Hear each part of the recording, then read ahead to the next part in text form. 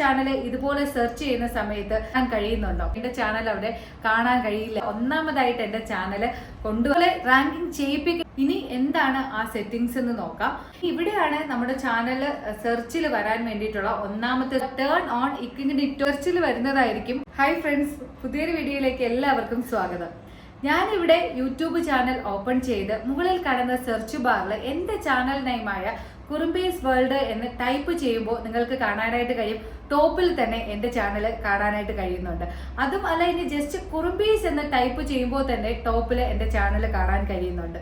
അതുപോലെ നിങ്ങളുടെ ചാനൽ ഇതുപോലെ സെർച്ച് ചെയ്യുന്ന സമയത്ത് നിങ്ങൾക്ക് കാണാൻ കഴിയുന്നുണ്ടോ? ഇല്ല എങ്കിൽ നിങ്ങൾ ഈ ഒരു രണ്ട് സെറ്റിംഗ്സ് ചെയ്തിട്ടുണ്ടാകില്ല. പണ്ട് ഞാനും എൻ്റെ ചാനൽ തുടങ്ങുന്ന സമയത്ത് എനിക്ക് ഈ സെറ്റിംഗ്സിനെ പറ്റിയൊന്നും അറിയില്ല. പലരോടും നമ്മൾ പറഞ്ഞിട്ടുണ്ട് എൻ്റെ ചാനൽ ഒന്ന് സബ്സ്ക്രൈബ് ചെയ്യണമെന്ന്. അപ്പം നോർമലായിട്ട് അവർ നമ്മുടെ ചാനൽ നെയിം ചോദിക്കും. ഞാനിങ്ങനെ പറഞ്ഞു കൊടുക്കുന്ന സമയത്ത് അവർ സെർച്ച് ചെയ്യുമ്പോൾ എൻ്റെ ചാനൽ അവിടെ കാണാൻ കഴിയില്ലായിരുന്നു. അപ്പോൾ എനിക്കറിയില്ല ഈ ഒരു രണ്ട് സെറ്റിംഗ്സിനെ പറ്റി. അതിനുശേഷം ഞാൻ ഈ രണ്ട് സെറ്റിംഗ്സ് ചെയ്യുകയും നിങ്ങൾ ഇപ്പോൾ കണ്ടതുപോലെ യൂട്യൂബ് സെർച്ചിൽ ഒന്നാമതായിട്ട് എൻ്റെ ചാനൽ കൊണ്ടുവരാനും കഴിഞ്ഞു. അതുപോലെ നിങ്ങൾക്കും നിങ്ങളുടെ ചാനൽ യൂട്യൂബിൻ്റെ സെർച്ചിൽ കൊണ്ടുവരണമെങ്കിലും അതുപോലെ റാങ്കിങ് ചെയ്യിപ്പിക്കണമെങ്കിലും എൻ്റെ ഈ വീഡിയോ സ്കിപ്പ് ചെയ്യാതെ കാണാനായിട്ട് ശ്രമിക്കുക. അതുപോലെ ചാനൽ ആദ്യമായിട്ട് കാണുന്നവർ ചാനൽ സബ്സ്ക്രൈബ് ചെയ്യുക. വീഡിയോ യൂസ്ഫുൾ ആയി തോന്നിയാൽ ലൈക്കും നിങ്ങളുടെ സജഷൻസും ഡൗട്ട്സും ഒക്കെ കമൻ്റായിട്ട് അറിയിക്കാനും മറക്കരുത്. ഇനി എന്താണ് ആ സെറ്റിംഗ്സ് എന്ന് നോക്കാം. അതിന് വേണ്ടിയിട്ട് നമ്മുടെ ക്രോം ബ്രൗസർ ഓപ്പൺ ചെയ്യുക. ഓപ്പൺ ആയിട്ട് വരുന്ന പേജിൽ യൂട്യൂബിൻ്റെ ലോഗോ കാണാനായിട്ട് കഴിയും. അതിൽ ക്ലിക്ക് ചെയ്യുക. ഇവിടെ ക്രോം ബ്രൗസറിൽ യൂട്യൂബ് ഓപ്പൺ ആയി വന്നിട്ടുണ്ട്.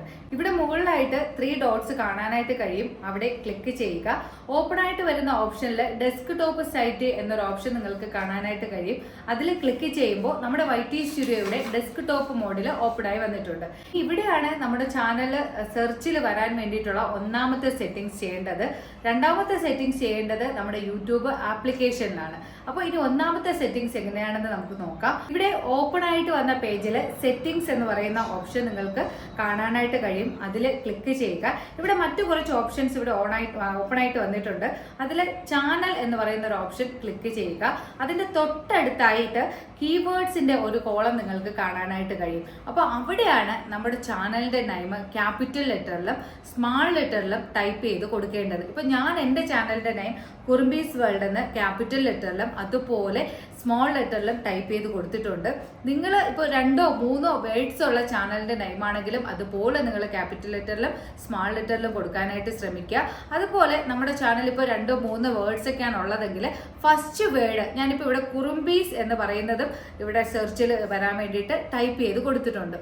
ഇങ്ങനെ ഞാൻ എൻ്റെ ചാനലിൻ്റെ പേര് നമ്മുടെ കീവേഡ്സിൽ കൊടുത്തിട്ടുള്ളത് കൊണ്ടാണ് ഞാൻ ഫസ്റ്റ് നമ്മുടെ വീഡിയോയിൽ കാണിച്ചതുപോലെ ഏത് രീതിയിൽ എൻ്റെ ചാനലിൻ്റെ പേര് ടൈപ്പ് ചെയ്ത് സെർച്ച് ചെയ്ത് കൊടുത്താലും യൂട്യൂബിൻ്റെ സെർച്ചിൽ വരുന്നതും നിങ്ങൾക്ക് കാണാനായിട്ട് കഴിയുന്നതും. അതുപോലെ YT സ്റ്റുഡിയോയ്ക്കകത്ത് നമുക്ക് ഉപകാരപ്രദമായിട്ടുള്ള ഒത്തിരി സെറ്റിംഗ്സ് കാണാനായിട്ട് കഴിയും. നിങ്ങളുടെ ചാനലിൽ ആ ഒരു സെറ്റിംഗ്സ് ഒക്കെ ഓണാക്കാനായിട്ട് ശ്രമിക്കുക.